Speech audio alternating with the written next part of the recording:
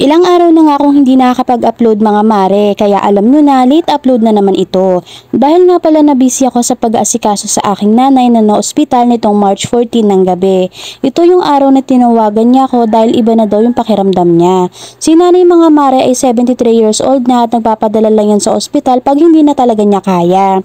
Agad-agad nga kami pumunta ni Mr. sa barangay para tumawag ng ambulansya. Sa mga oras na ito ay chinecheck na nga kung ano ang nararamdaman niya.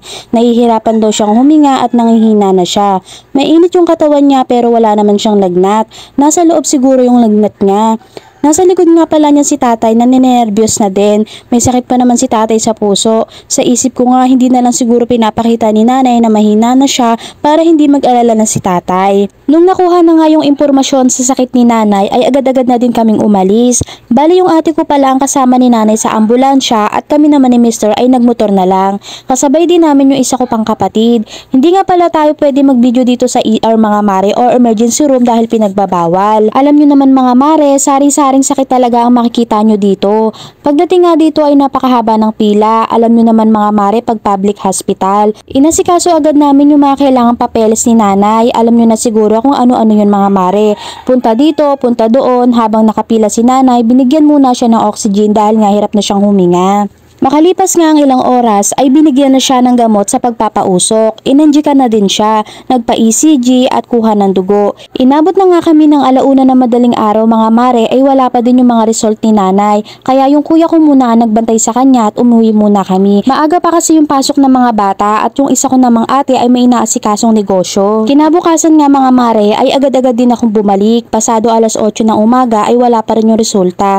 Kaya hindi pa namin alam kung ma-admit si nanay. Mga alas 9 nga ng umaga ay dumating na yung doktor at tinawag nga yung pangalan ni nanay. Sinabi nga na may pneumonia nga si nanay at kailangan ma-admit para magamot. Ayaw pa nga ni nanay ma-admit dahil naalala niya na baka maabala daw kami. Hinang-hina pa nga si nanay at malala pa yung ubo niya. Kaya sinabi namin ng kuya ko na wag siya mag-alala dahil magpapalitan na lang kami para bantayan siya habang wala pang pasok sa trabaho yung kuya ko. At yun na nga mga mare, pumayag na nga din si nanay na ma-admit. Nasa ER pa nga kami nito mga mare kaya hindi pa ako makapag-video.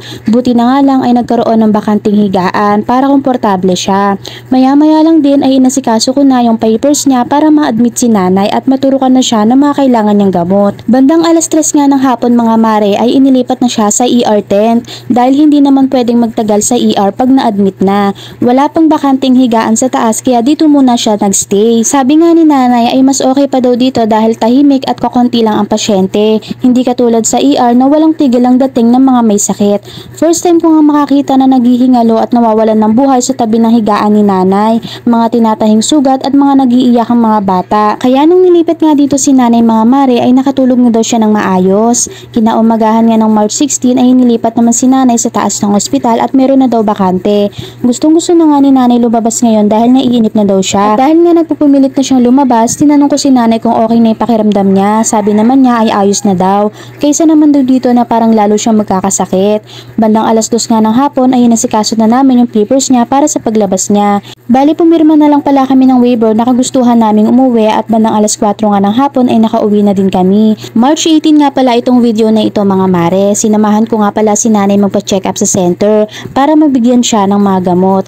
Umayon nga pala muna kami habang nag-aantay sa kanyang resulta ng urinalysis. Pinaulit kasi ng doktor sa center dahil marami dudugo na nakita sa kanyang wiwi. Sa hospital kasi mga mare, once na nag-waiver kang lumabas ay hindi ka bibigyan ng reseta ng doktor kaya dito na lang kami sa center nag-follow up check-up. Pagka-uwi ko nga ng bahay mga mare ay naglaba nga ako ng aming mga damit. Isang linggong labahin nga yan mga mare kasama na mga kumot at nagluto nga pala si Mr. na macaroni merienda namin. Madami nga pala kaming nakuhang bunga ng malunggay kala nanay. Kaya ito nga ang ulam namin ngayong gabi.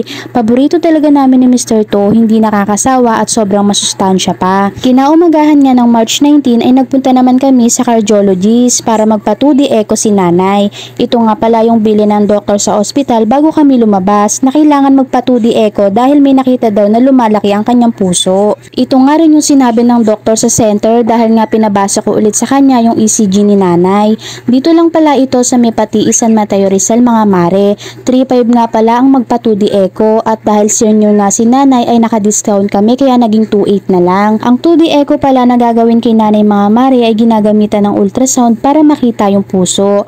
Makikita dito ang laki, hugis, kapal at pati na ang paggalaw ng mga ugat sa puso. Kung normal yung pagtibok ng puso niya, kung ang balbula ng puso ay normal at gumagana ng tama. After 2 to 3 days pa daw ang resulta mga mare. Pagkatapos nga ni nanay magpa 2D Echo ay dumaan muna kami sa center at magpapa-BP daw siya.